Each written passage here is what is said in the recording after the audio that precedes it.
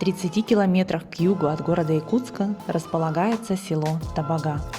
Табага была основана в 1958 году в связи со строительством лесоперерабатывающего комбината. Началась большая стройка. В 1958 году глубокой осенью было сдано в эксплуатацию первое общежитие. На втором этаже этого общежития разместили книги. Так началась история библиотеки. В 1961 году построили здание Дома культуры, и в это же здание переехала библиотека. Со дня своего основания библиотека была профсоюзной при Табагинском лесокомбинате. В 1986 году библиотека стала филиалом номер 7 при Дворце культуры и техники, а с 27 января 1991 года филиалом номер 20 Якутской центральной библиотечной системы имени Белинского. Со временем библиотека переехала в бывшее здание детского сада и на протяжении 30 лет так и располагалась в одноэтажном помещении, пока в 2020 году библиотека не переехала в новое здание Дома культуры «Кедр».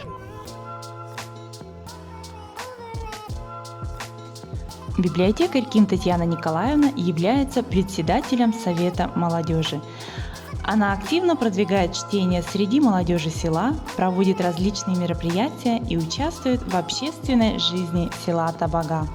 Максимально приближенная к населению, библиотека села Табага всегда является центром общественной и культурной жизни, единственным учреждением, предоставляющим бесплатное пользование книги, обеспечивающее конституционное право жителей села на свободный доступ к информации.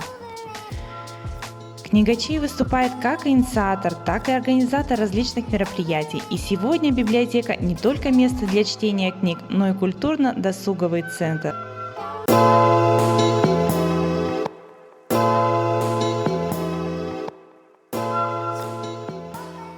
С переездом в новое здание в библиотеке организована музейная коллекция, посвященная образованию Табагинского лесокомбината. Книгачей – это библиотека семейного типа, в которой созданы условия для всех категорий читателей, как для взрослых, так и для детей, для пенсионеров и для молодежи. Исходя из этого, комплектование фонда максимально разнообразно, учитывая запросы всех категорий читателей, чтобы каждый мог найти книгу по душе. В библиотеке ведется постоянная активная работа по пропаганде здорового образа жизни. Здоровые взрослые, здоровые дети.